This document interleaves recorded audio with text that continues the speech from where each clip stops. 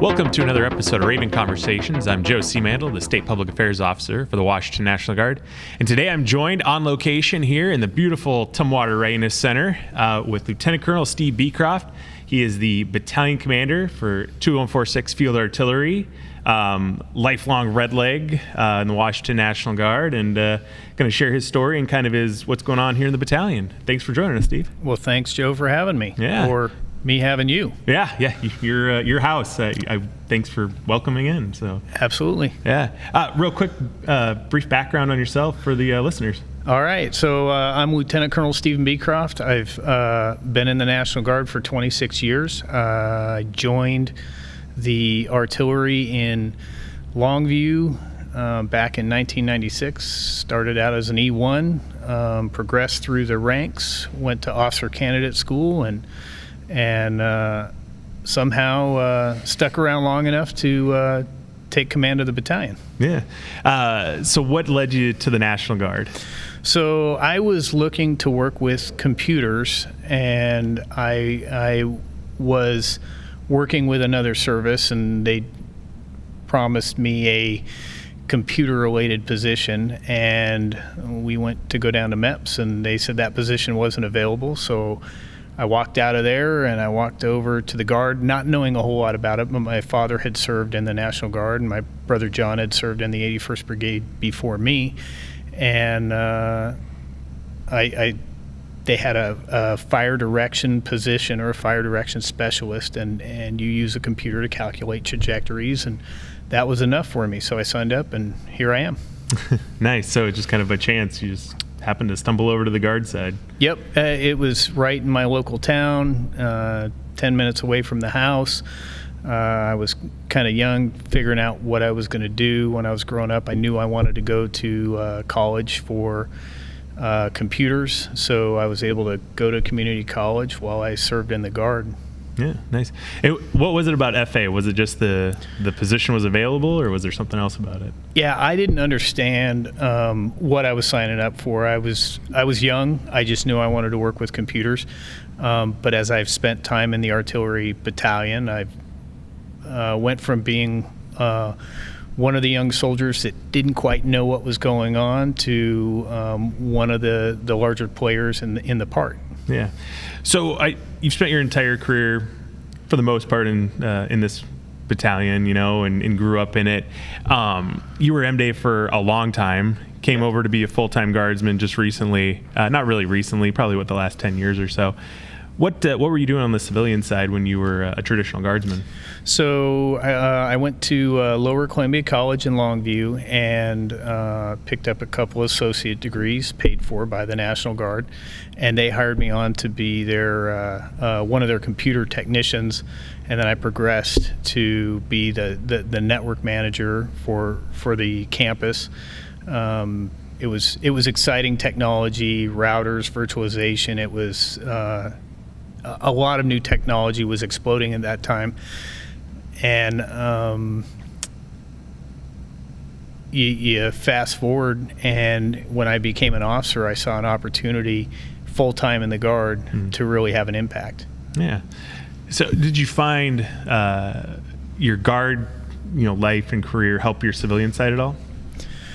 Well, the best part about being MDay and in the National Guard is when I would go back after a weekend of shooting artillery and I'd tell my stories by the water cooler, I had the best stories every single time. Early on, I was racing motocross and shooting artillery, and those are two pretty exciting things. So, stand by the water cooler and what'd you do this weekend? Oh, I mowed the lawn, I did yard stuff. Oh, I went to my kid's baseball game. And then you're standing there, I shot a howitzer. Why not? So it's probably a completely different world for them to hear.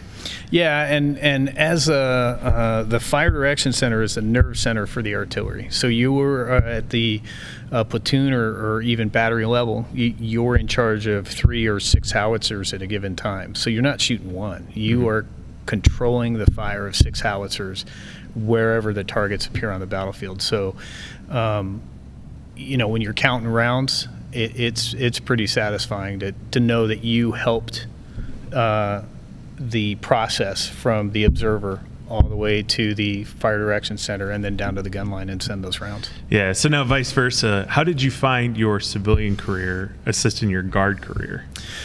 I was a state employee, so it was very beneficial. The state as an employer is very understanding of military service. So I worked at the college. I did 2 deployments while I was there, and they maintained my position, and I was eligible for military leave. So very supportive of advanced party and the extra requirements that come with guard service on occasion. Yeah. So we look at 2146 as one of the marquee units of this state. You know, you can't write the history of the Washington National Guard without the Field Artillery. And that's just, you know, from its beginnings in Walla Walla to where it's at today here in this beautiful, I mean, everybody's in one location in Tumwater. And you're part of that history. And how are you guys now taking that history and creating a culture here with this new class of Redlegs? Well, you know, if you look at the battalion colors back there, there is a large number of campaign streamers. The 2nd Battalion, 146 Field Artillery has been involved in just about every military interaction going back well before World War I. The Red Leg culture here now, we've got a state-of-the-art 80,000 square foot facility on 53 acres to hone and develop our field artillery craft. We've got a specialized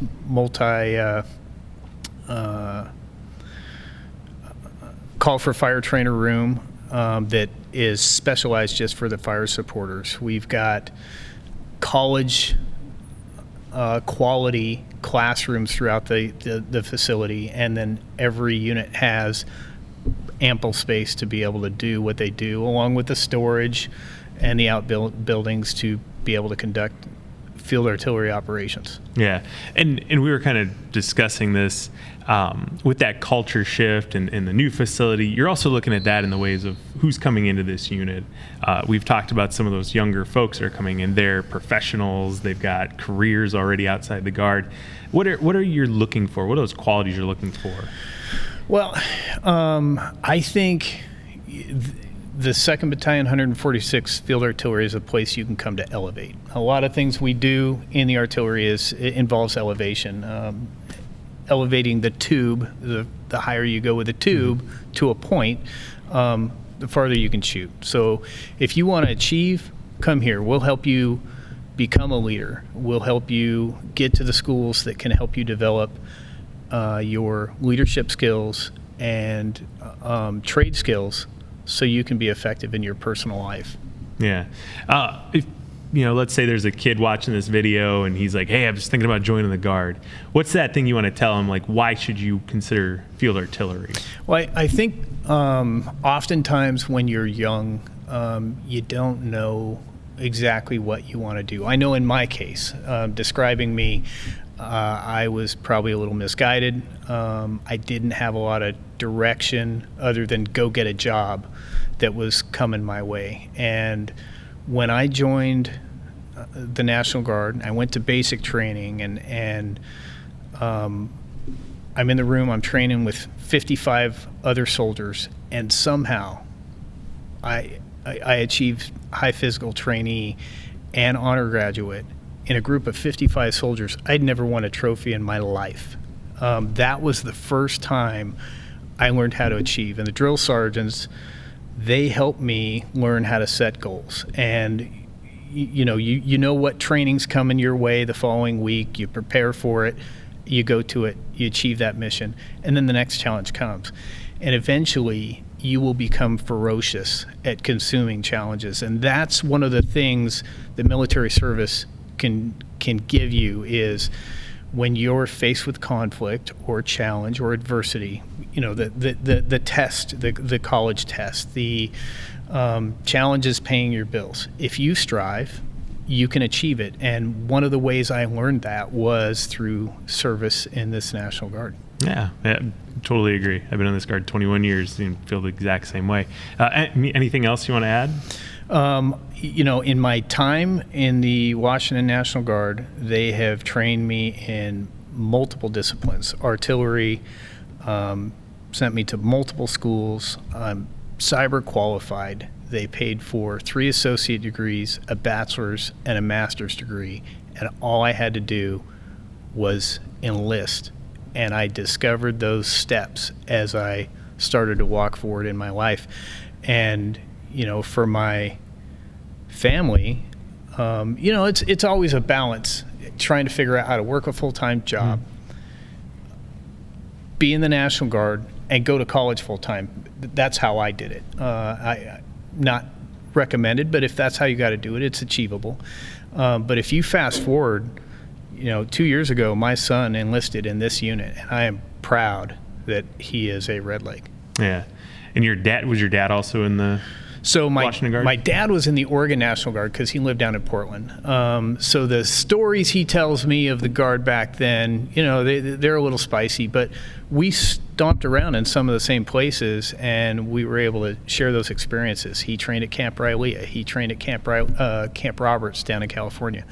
My older brother John, he was a Stinger missile operator in the 81st Brigade, early 90s, maybe late 80s. So it's kind of that story of the Guard. It's that family. Yes. Yeah. No, and I appreciate it. I always like telling that story of the Guard and the families. We always know there's a ton of families that serve here, and you become a family. Yep. And it's kind of what I think you're trying to do here. So, but I appreciate you sharing that with us.